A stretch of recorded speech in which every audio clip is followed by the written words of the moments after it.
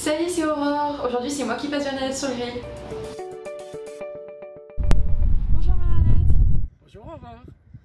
Dis-moi, en fait, tu sais, j'ai une voiture et pour aller au centre-ville, c'est assez compliqué parce que y a des zones payantes, c'est très cher et les parkings privés, n'en parlons même pas.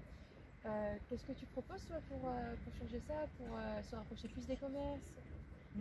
Alors nous, dans notre vision de la circulation et du stationnement en ville, on est pour que tous les modes puissent y accéder paisiblement, facilement et pas trop cher. Donc ça vaut pour les piétons, ça vaut pour les vélos, ça vaut aussi pour la facilité de transport en commun, mais c'est une autre question, et puis pour la voiture.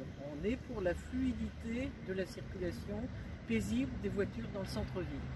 Alors évidemment, il faut pouvoir se garer, et actuellement, il n'y a pas assez de places de stationnement, c'est trop cher, et c'est parfois pas bien placé, à la fois pour les résidents, pour les gens qui veulent venir pour faire leurs courses. Donc il faut plus de zones bleues, c'est notre intention, il faut plus de places de stationnement en tout, et puis il faut quand même que ce soit moins cher.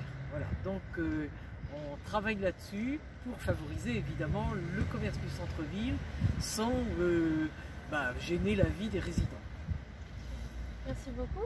Et sinon j'avais une autre question.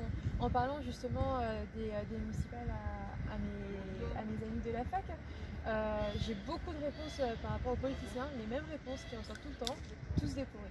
Qu'est-ce que tu as répondu à ça? Bon, alors ça existe, hein, il ne faut pas le nier. Et puis il faut dire que quand on a accès à des responsabilités, quand on gère de l'argent public, il ne faut pas croire que grâce à son honnêteté, on pourra éviter tout problème. Donc il faut mettre en place des contrôles et il faut mettre en place des contre-pouvoirs.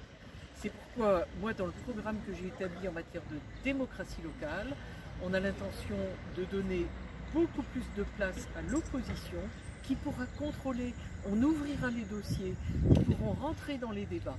On aura une déontologie, un déontologue qui sera quelqu'un qui ne sera pas de notre bord pour assurer une transparence des comptes, transparence des dossiers, transparence y compris dans la gestion par exemple du logement social, de la comptabilité.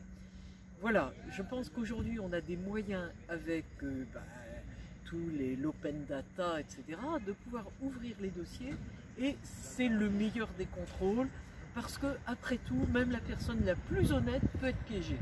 Donc, contre-pouvoir, contrôle interne, contrôle externe, transparence. D'accord, parfait, c'est très intéressant en tout cas. Merci beaucoup. À bientôt.